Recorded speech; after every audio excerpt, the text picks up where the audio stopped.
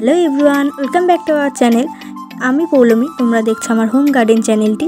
আর আজকে আমি তোমাদের সাথে শেয়ার করতে চলেছি খুবই সুন্দর আমাদের গাছের খাবারের জন্য খুবই উপকারী একটা জিনিস, বানানা পিল ফার্টিলাইজার। তো এটা কিন্তু আমরা বাড়িতেই খুব সহজেই তৈরি করতে পারবো। আমাদের কোনো নার্সারি থেকে কিছু কেনার দরকার নেই।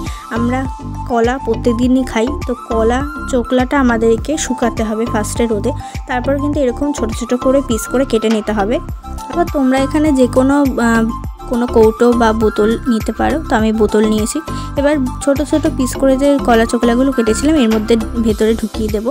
তারপর দেখো এখানে আমি কাপে নিয়েছি হচ্ছে গুড় যেগুলো দোকানে পাওয়া যায় সেটাই নেবে। গুড় আমরা জলের মধ্যে গুলিয়ে ওটা বোতলের ভেতর দিলাম। তারপর এর মধ্যে নর্মাল যে জল হয় সেটাই আমরা দিয়ে একটা ছায়া জায়গায় রেখে দেবো, যেখানে ছায়া পড়ে, যেখানে রোদ অত পড়ে না। তো তারপর কিছু 4 দিন কি 5 দিনের মধ্যেই আমাদের কিন্তু বানানা পিল ফার্টিলাইজার তৈরি হয়ে যাবে।